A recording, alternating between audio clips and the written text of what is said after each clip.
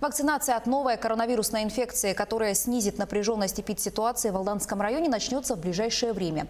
Партия препарата поступит в район на этой неделе. Подготовительная работа уже проведена. Подробности у наших алданских коллег.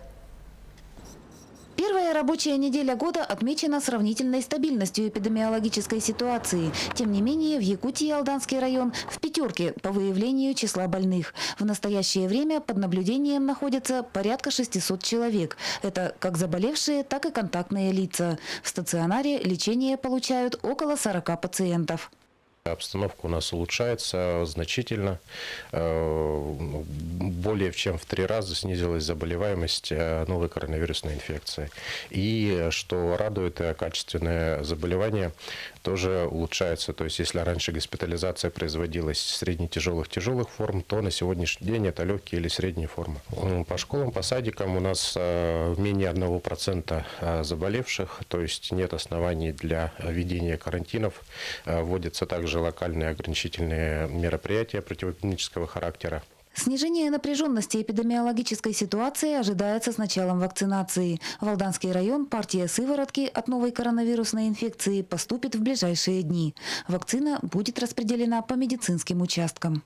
На этой неделе ожидается поставка. Получим мы 3100 доз вакцины против новой коронавирусной инфекции. В первую очередь будут привиты медицинские работники, работники образования и работники социальных учреждений. Далее транши будут только увеличиваться для того, чтобы все желающие могли привиться против новой коронавирусной инфекции. По сложности процедура вакцинирования от коронавируса отличается от профилактики против гриппа. Прививки будут ставиться по предварительной записи.